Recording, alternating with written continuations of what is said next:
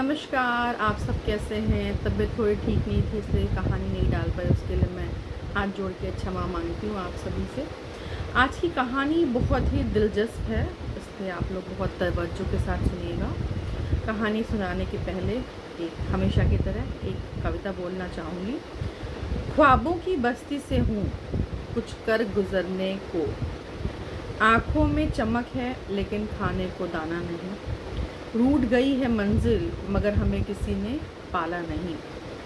कड़वा सच है साहब, हम अनाथों का कोई ठिकाना नहीं। कहानी ऐसे ही किसी एक बच्ची की है जिसको मैंने चिल्ड्रन होम में बहुत देखभाल करी, टेक केयर करा। उस बच्ची की कहानी है।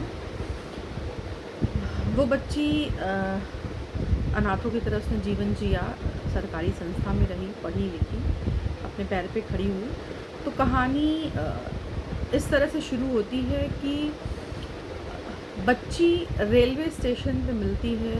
महज उम्र उसकी 5-6 वर्ष की थी और मुंबई के किसी रेलवे स्टेशन पे वो गिरी पड़ी।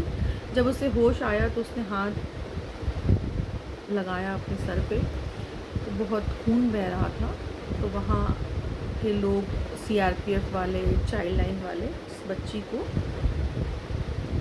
उठा के वहाँ की संस्था में ले गए और वहाँ उसका दवा ववा करवाया। बच्ची से पूछा गया कि घर कहाँ है, तो बच्ची को कुछ नहीं पता था। माँ बाप का नाम उसने बताया, माँ बाप का नाम भी उसने कुछ ऐसे ही कच्चा पक्का बताया, कायदे से नहीं बताया क्योंकि उसको नहीं मालूम था। उसके बाद बच्ची वहाँ 1-2 साल रही। वहाँ के लोगों ने उसका घर ढूंढने की कोशिश करी, उन्होंने बहुत, पर वो असफल रहे, घर नहीं ढूंढ पाए। फिर किसी कारणवश बच्ची का ट्रांसफ़र यहाँ दिल्ली में हो जाता है। बच्ची यहाँ अपना पढ़ाई लिखाई पे ध्यान देती है, अच्छे से रह रही होती है।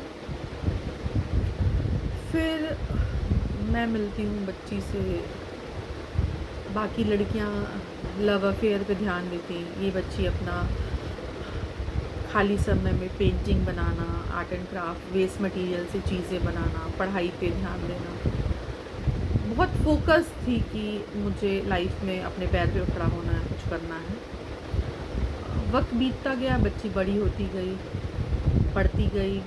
उसके बाद बच्ची को फिर वयस्क आश्रम में बच्ची को भेजा गया, जहाँ 18 साल से ऊपर।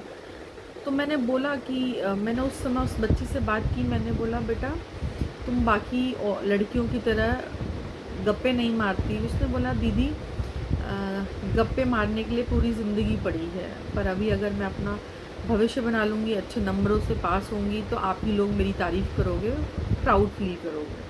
मैंने बोला, बहुत अच्छी बात है बेटा। तो वो बहुत फोकस थी। उसके बाद उसने 12वीं करी, टेक्निकल कोर्स करा। फिर बच्ची को किन्हीं कारणवश संस्था छोड़नी पड़ी।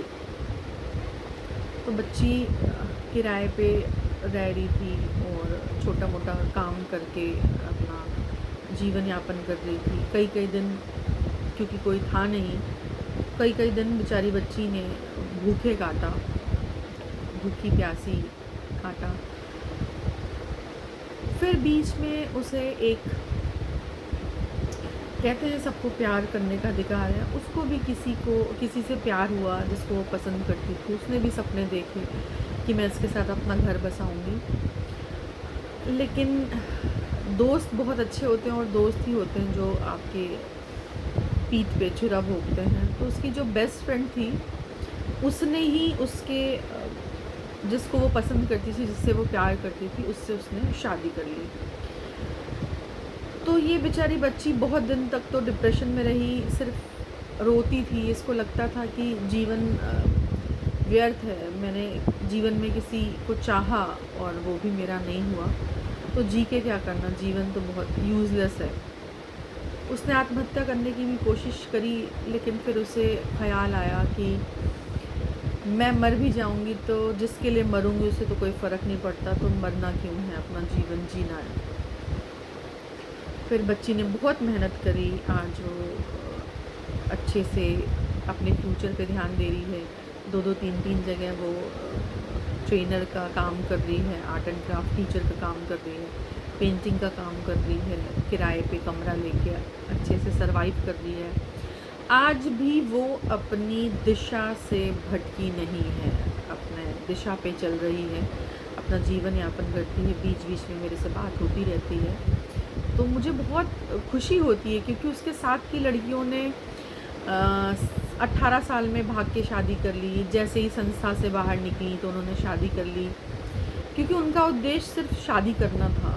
इस बच्ची का उद्देश्य कभी शादी करना नहीं था। इसका उद्देश्य हमेशा था कि मेरे माँ बाप तो है नहीं, मैंने उनको कभी देखा नहीं है, पूरा जीवन मैंने अनाथों की तरह जिया है, तो कम से कम मैं अपने पैर पे खड़ी हूँ, कुछ बनूँ, किसी की मदद कर पाऊँ। आज बच्ची बहुत लोगों की मदद करती है, वो देखती है, चूँकि जो इंसान खुद झेलता है, खुद दुख तकलीफ़ झेलता है, भूखा सोता है, तो इंसान फिर नहीं चाहता कि कोई और भूखा सोए, कोई और सड़क पे सोए, कोई और किसी चीज़ के अभाव में जिए। तो जितना हो सकता है वो लोगों की मदद करती है। तो मोरल ऑफ़ द स्टोरी ये है कि आपको सबसे पहले खुद पे भरोसा करना है, उसके बाद भगवान पे भरोसा करना है। ऐसे किसी आदमी पे भरोसा मत कीजिए जो आपको चीट कर सकता है, आपको धोखा दे सकता है। जिससे वो सबसे ज़्यादा प्यार करती थी अपनी बेस्ट फ्रेंड से, उसने ही उसके प्यार को ले लिया। तो इसलिए मोरल ऑफ़ द स्टोरी ये है कि फ़ोकस्ड अपने गोल पे करें, अपने उद्देश्य पे करें। प्यार मोहब्बत की पूरी उम्र पड़ी है। स्पेशली ये बात मैं टीनेजर्स के लिए कह रही हूँ, उन लोगों के लिए कह रही हूँ जो अभी 18 से 25 साल के हैं। तो अपना पैर पे खड़े हो जाइए, अपना फ्यूचर बना लीजिए। शादी आप किसी भी उम्र में कर सकते हैं। शादी करना उतना ज़रूरी नहीं है जितना ज़रूरी स्वाभिमान के साथ जीवन जीना है, अपने पैर पे खड़ा होना है, वो ज़्यादा ज़रूरी है। आपको अपनी लिपस्टिक लगाने के लिए, काजल लगाने के लिए पति से पैसे मांगने पड़ते हैं। जब आप खुद पैसे कमाओगे तो आपको किसी के आगे हाथ फैलाने की ज़रूरत नहीं पड़ेगी। इसलिए स्वाभिमानी बनें, आत्मसम्मान करें, अपने आत्मसम्मान के लिए कुछ भी करें। आत्मसम्मान पे ठेस नहीं पहुंचनी चाहिए। जैसे आप अपने से प्यार करते हैं, दूसरों से भी प्यार करिए, मिलजुल के रहिए। ज़िंदगी बहुत छोटी है, किसी को यहाँ ज़िंदगी भर नहीं जीना। सब आज हैं, कोई आज मैं नहीं रहूँगी, कल कोई और नहीं रहेगा। ज़िंदगी जीने का नाम है, ज़िंदा दिली से जिए। नमस्कार, फिर मिलेंगे नई कहानी के साथ।